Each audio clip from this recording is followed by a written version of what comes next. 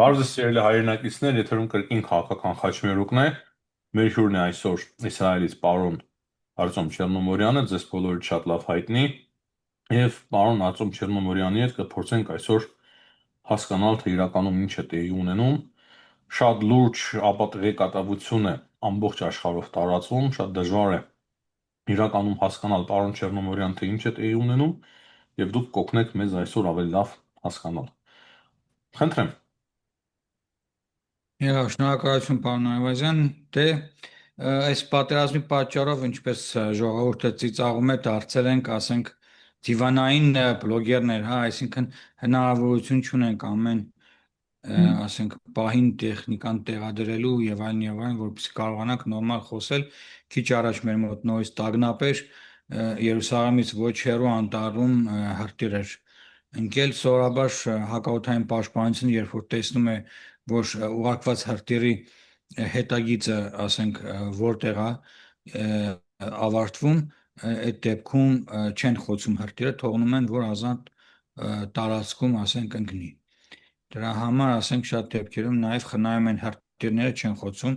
այդ թանկարժեք հրթիռներով, այդ, ասենք, իրանական հրթիռները։ Վիճակը շարունակում է մնալ լարված։ Երեք չէ առաջին օրը, օրինակ, 12 տագնապ ունեցանք, ամեն անգամ, ասենք,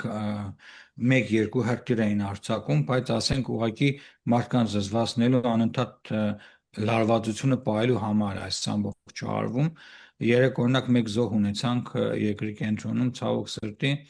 մարդը չէր հասցրել տարիքով մարդիկ են հիմնականում, տարիքով մարդիկ, երեխաներն են հիմնականում տուժում, մարդիկ, որոնք չեն հասցնում ռմբապաստարան հասնել, կամ փողոցում է հրթիռը նրանց վրա հասնում, կամ մեքենայից չեն հասցնում դուրս գալ ռմբապաստարան հասնել, այսինքն նման ձևով են մարդիկ, հասարակ քաղաքացիներ ուղղակի զոհվում են, ինչպես ես միշտ անընդհատ կրկնում եմ, որ սրանց պատերազմը հասարակ մարդկանց հետ է, այլ ոչ թե Իսրայելի բանակի, որտեղ չունեն հնարավորություն բանակի դեմ կռվելու։ Սա իրականությունը, այսօր ստացանք Իսրայելի առողջապահության նախարարության ամփոփ տվյալները, 5492 մարդ է վիրավորվել, որոնցից, եթե հիշողությունս չի դավաճանում, մոտավորապես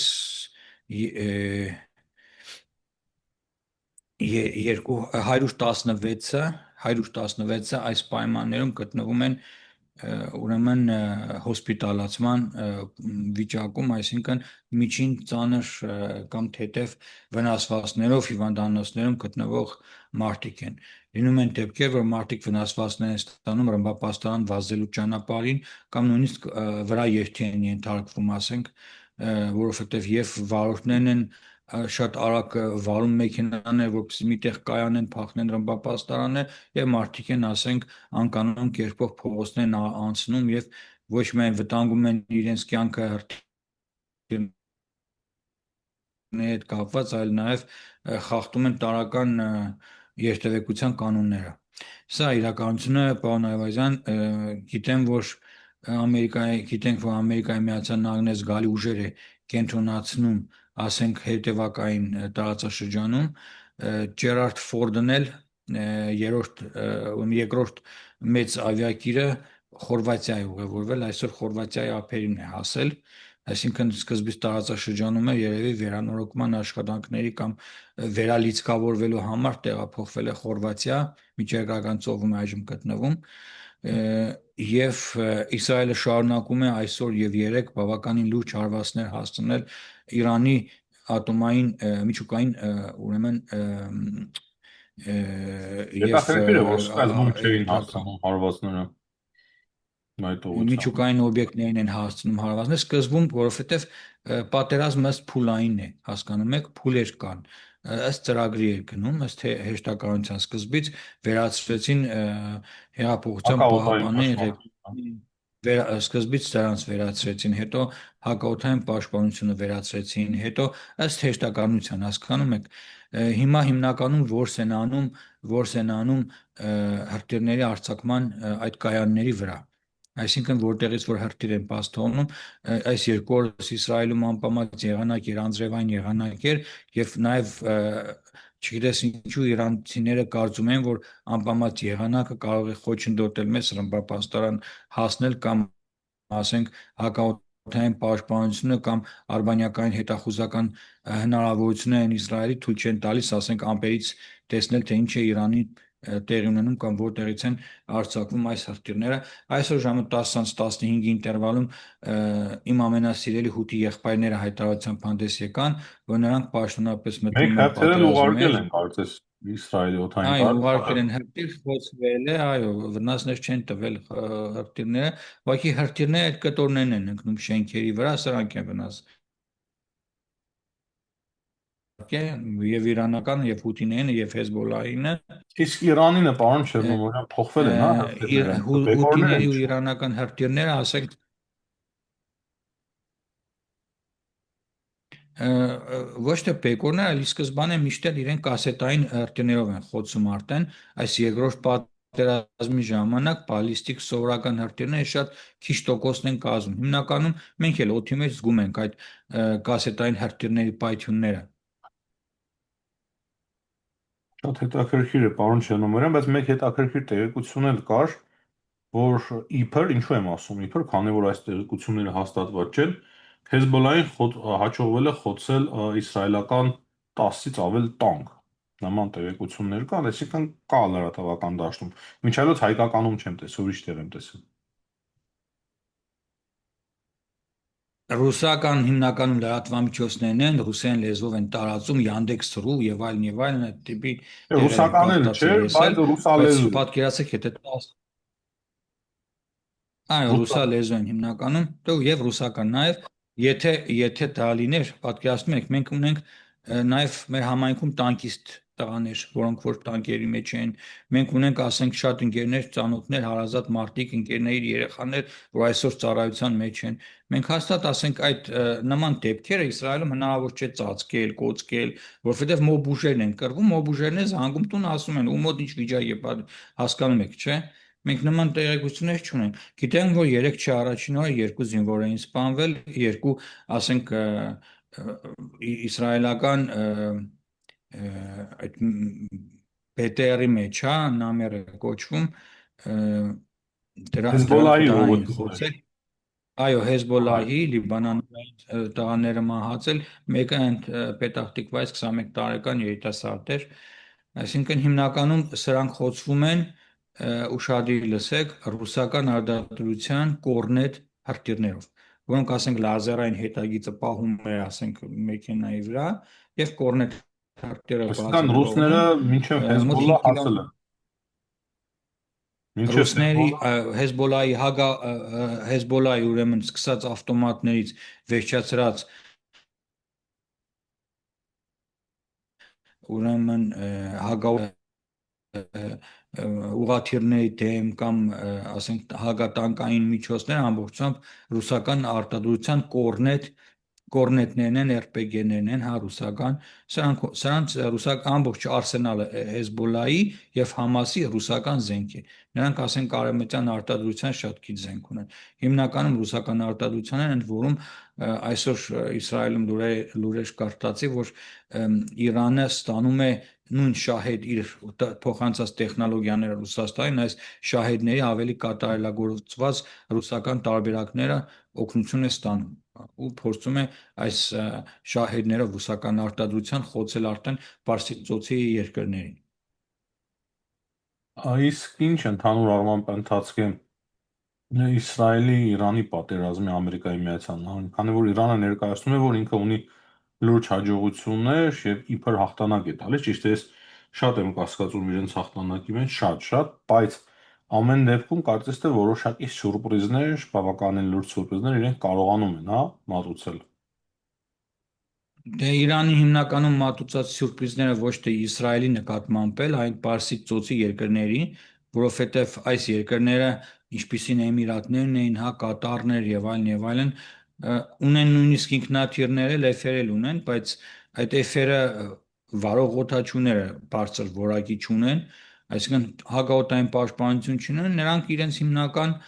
փողն ու հարստությունը ճոխության մեջ ճոխապրելու իրենց կենցաղը ճոխ ձևով շեյխերի ապարանքներով, տղյակներով այդպիսի կյանք են ցոփուշով այդ վարում եւ դրա պատճառով ասենք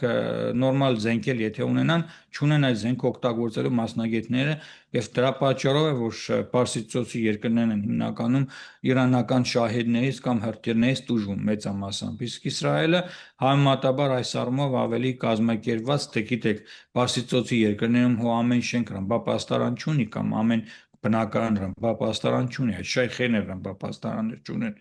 իսկ Իսրայելում հակաօդային պաշտպանությունը եւ թիկունքի ծառայությունը շատ-շատ տասնյակ տարիներով հղկված մարդկանց գեների մեջ մտցած ուրեմն արդեն այդ կարգի ուրեմն պատրաստվածություն կա իսկ ինչ վերաբերում է հաջողություններին ընդհանրապես իսլամական աշխարհում ում դեմել որ պատերազմեն նրանք միշտ հաղթում են այսինքն երբևէ նրանց ռոպագանդայի մեջ չի եղել որ մեկը ընդունի իր հաղթանակը հա լրիվ մեր ավայրերի ճակատամարտի բարոյական հաղթանակի պատմությունն է որ ասենք կարող ես ամբողջությամբ պարտություն կրել, բանակը պարտություն կրել, բայց բարոյական հաղթանակ ես տարել։ Հիմա այս նույն պատմությունն է, անդադ իրանցիները մեզ հաղթել են, Համասը հաղթել է, Հեզբոլլահը հաղթել է, գետնի վրա որ մտնում ես, ասենք, ցանկացած վայր, այդ վայրը ամբողջությամբ ավիրված է, բայց նրանք հաղթել են։ Թե ինչպես են հաղթել, սա հարցի մյուս կողմն է։ Ուղղակի, պարոն Այվազյան, խնդիրն այն է, որ իրանցիների հասցվելիք Իսրայելին վնասը, ըստ մեր կառավարության, շատ ավելի նրանք լուրջ սպասելիքներ ունեին Իրանից այս անգամ, քան իրականում նրանք ստացան։ Այսինքն շատ ավելի լուրջ էին նախապատրաստվել Իսրայելի տարածքների հարվածներ հասցնելու հետ կապված,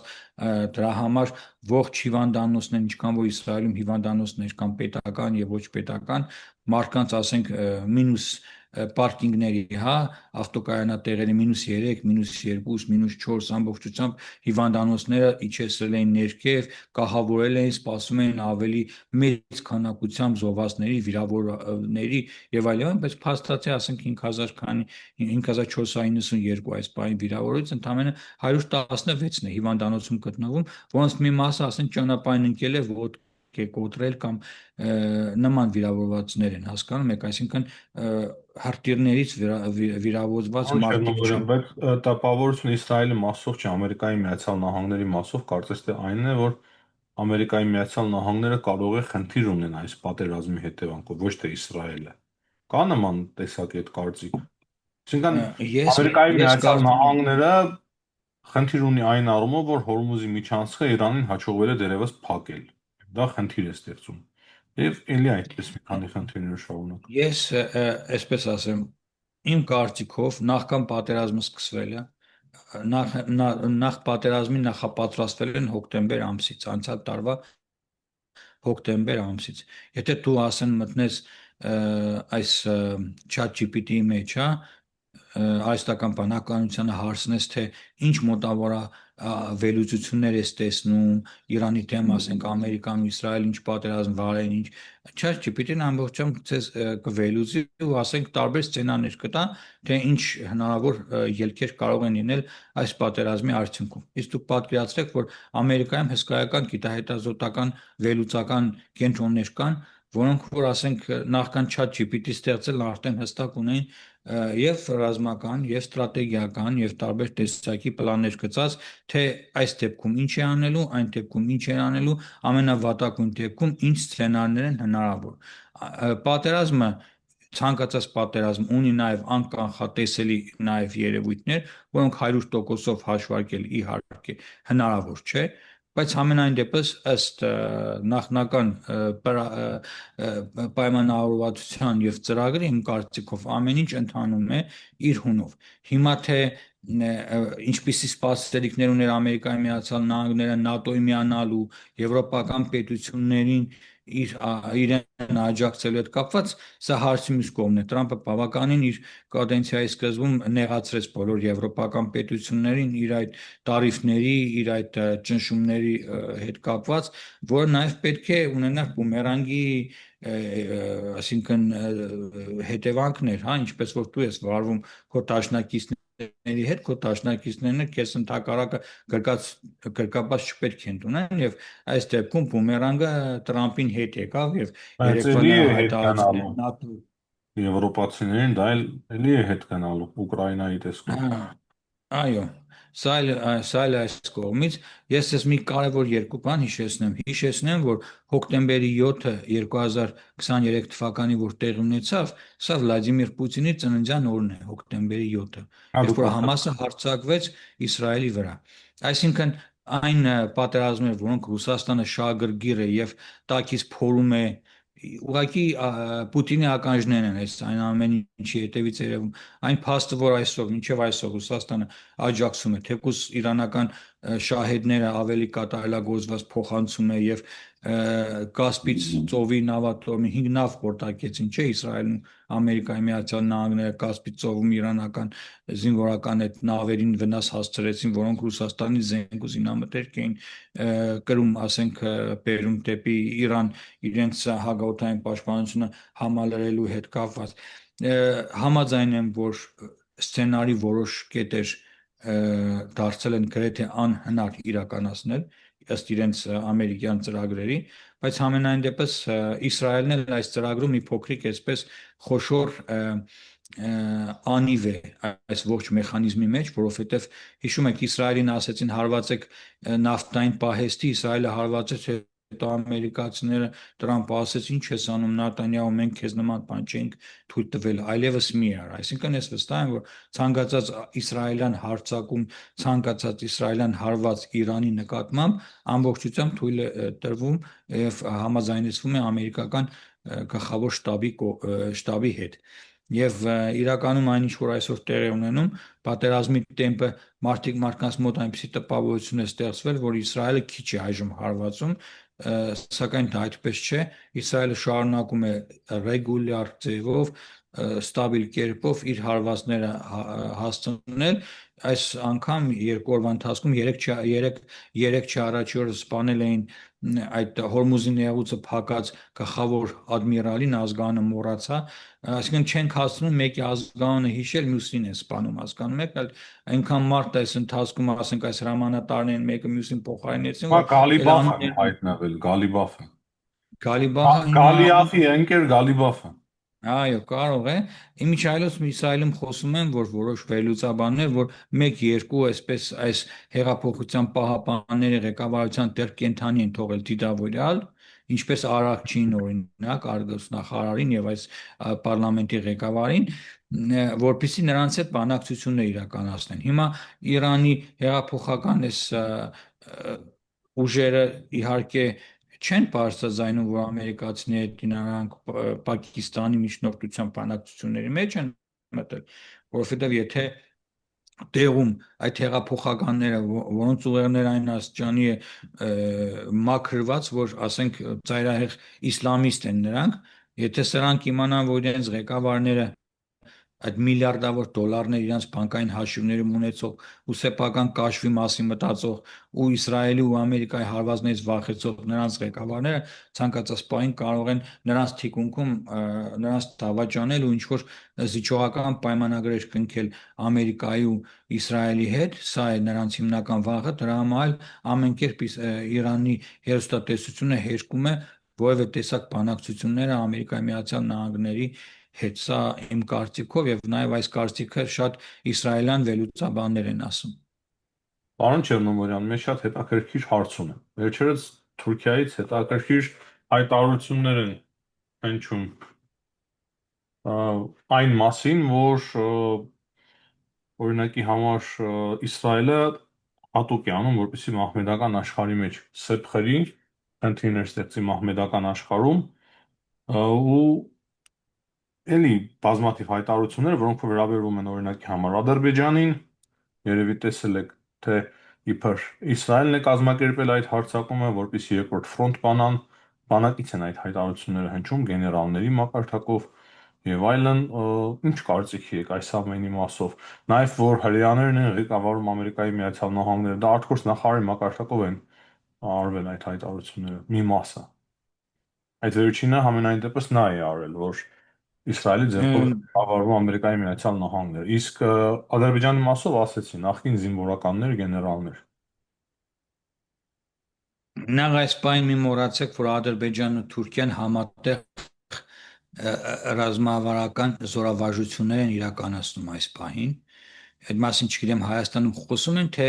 նախընտրական քարոզարշավի պայմաններում ձեռնտու չի այդ մասին խոսելը։ Այս սրանից սկսեք, հա։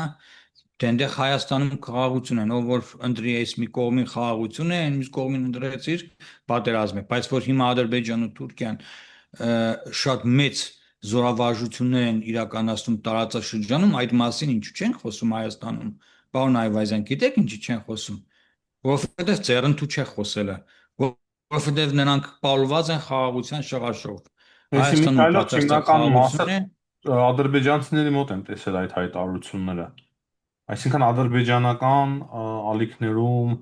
կայքերում Թուրքիայի հայտարարությունները։ Ես Իսրայելի այսօր կայքերում կարտացի համատեղ ռազմավարական ուրեմն զորավարժությունների մասին։ Համատեղ բավականին լայնածավալ զորավարժություններ են այսօր Թուրքիան ու Ադրբեջան իրականացնում։ Ձեր կարծիքով, եթե երկու պետություն իրար հետ ռազմավարական այս պահին զորավարժություններ են իրականացնում, ով է այս հայտարարություններին ընդհանրապես ուշադրություն Բայց դարձնելու ինչու եւ են արվում այդ հայտարարությունները, նպատակավորն է։ նրանք Թուրքիան ուշ կարծես արդեն կողմ է պահում, Իրանի կողմն է անցնում այս պատերազմի մեջ։ Թեկուզ հայտարարությունների մակարդակով գործողություն չենք այս տեսնում։ հայտարարությունները շատ հստակ ուղերձ են Ալիևին, շատ հստակ ուղերձ, Ալիևն դա շատ լավ ըմբռնում ու հասկանում է, ոչ անմիջական, ասենք Էրդողանի բերանով, Էրդողանի, այսպես ասեմ, մանգլավիկների բերանով, որ հանգած չփորձես այն առումով, ինչքանով որ Իսրայելին հնարավորություն է տվել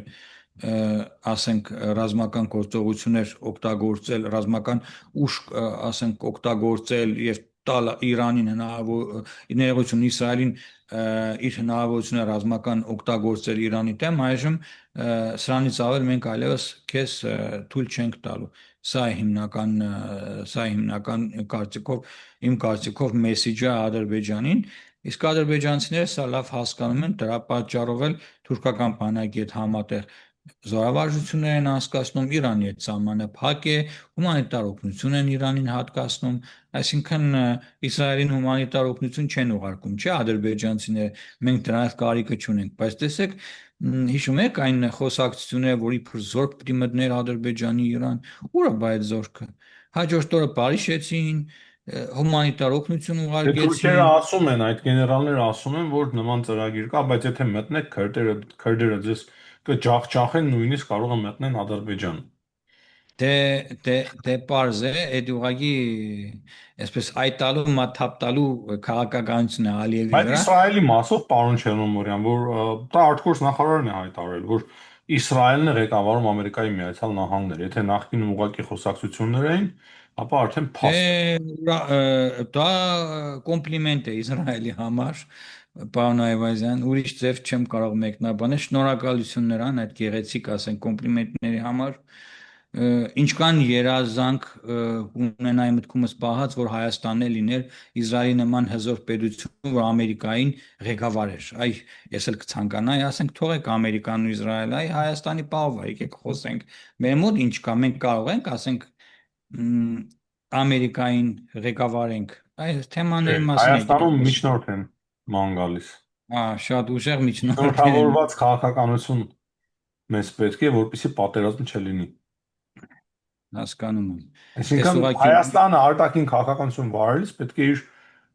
միջնորդին լսի, տիրոջը լսի, որպեսզի Հայաստանը չպետք է, ասենք, հիմա այս պարագայում որևէ հայտարարությամբ հանդես գա։ Բերանը պետք է ջուր առնի, նստի տեղը, որը եւ անում են հիմա, եւ ես շատ գոհ եմ, ասենք, Արարատ Միրզոյանի աշխատանքից։ Իմիջիայլոց եթե իմ կարծիքն եք հասցնում, օրինակ ես կուզենայի, որ Արարատ Միրզոյանը լիներ Հայաստանի վարչապետ, օրինակ, որտեվ Արարատ Միրզոյանը եւ ազգային ժողովի իր աշխատանքը եւ, ասենք, իր միջազգային հանրության հետ կատարած աշխատանքը, ճիշտ է, ասենք, որոշ դեռ ռուսական նավի մեջ նստելու սինդրոմը կա դեռ Հայաստանում, բայց ամենայն դեպս Դա օրինակ Արարատ հետաքրքիր բան եք ասում, գիտեք, պարոն Չերնոմորյան, անկեղծ ասած, Կարելի է այն գաղափարը առաջ տանել, որ Նիկոլ Փաշինյանը կարող է լինել ՔՊ-ի ուղղակի ղեկավարը, կուսակցության իշխող ուժի, չեմ ուզում Վրաստանի հետ զուգահեռ անցկացնել, բայց ամեն դեպքում իսկ վարչապետ կարող է Օրինակ, որ եթե օրինակ իմ կարծիքն եք հարցնում, օրինակ գերադասելի կլինի Նիկոլ Փաշինյանը, որ դուրս կա վարչապետի տեխնացությունից, Արարատ Միրզոյանին եթե տնեն վարչապետի ինքն էլ տեխնացու, լինի ՔՊ-ի ղեկավար։ ինքն էլ մնա ՔՊ-ի ղեկավար, այդ դեպքում ՔՊ-ն բավականին շատ ձայներ ավելի կհավաքի, այս պարագայում շատ ավելի հեշտ կլինի ռուսական Բայց կհավաքի հարցը դա է։ Ինձ թվում է, որ այո, կհավաքի, որովհետև այն ինչքան մեկ է պետք է վարչական ռեսուրսն էլ աշխատի ՔՊ-ի դեպքում, սա պարզով չի հասկանում, սա ինչ տարբերություն, բայց ամենայն դեպս Սաղարատ Միրզոյանը իր ասենք արտաքին քաղաքականության կապած բավականին դրական շատ մեծ վիթխարի աշխատանք է կատարում Հիմա եւ Բայդենի սխալները լավ է չկրկնեն, բայց հաջորդ ընտրությունների մոտենալով պետք է մտածեն, եթե հիմա վերընտրվեն, այդ տարբերակը կարծում եմ շատ կարևոր է։ Պարոն Այվազյան, եկեք անկեղծ խոսենք։ Ռուսամետ կուսակցություններն ով է թույլատրել, որ Հայաստանում գրանցվեն, ոչ ես, ոչ էլ դուք։ Կառավարությունը, Մենք այսինքն ամեն օր ասում կառավարությունը, ենք, որ փակեք այդ կուսակցությունները, այո, մի բայց գրանցեք։ փակում են, չեն փակում, չեն Գոնե մի փակում, չէ՞։ գրանցե հիմա, Կամ չգրանցեք, ինչու են թողել, որ գրանցել։ Ինչու են, ասենք, կենտրոնական ընտրական հանձնաժողովի կողմից թող մեր ինչու են չանեն։ Կարապետյանին թողել, որ ասենք տեխնադությունը գրանցի, ինչու են թողել, որովհետև իրավունքը դրա չունի, ինչու չեն ասենք այդ հարցը լուծում, հասկանում եք, այսինքն պայմանավորվածություն կա հստակ Պուտինի հետ, որ մեր պարլամենտը պետք է ռուսամետ լինի, դա են զիջել Ռուսաստանին իմ կարծիքով, որ պարլամենտում ռուսական ուժերը պետք է նստեն, իրենք որ ռուսական ուժերը նույն սցենարն է շարունակվելու, ցավոք սրտի։ Այսինքն Գյումրի երկուս կարող է եւ չստացվի նրանց մոտ, բայց մեծամասնությունը նաեւ ասենք կիսելու է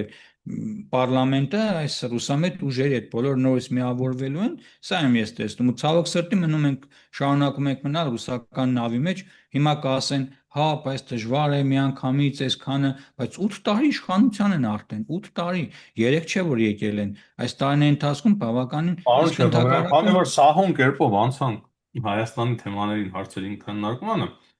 այո ասեմ իմ կարծիքը, եթե նաև թույլ տաք։ Վրաստանը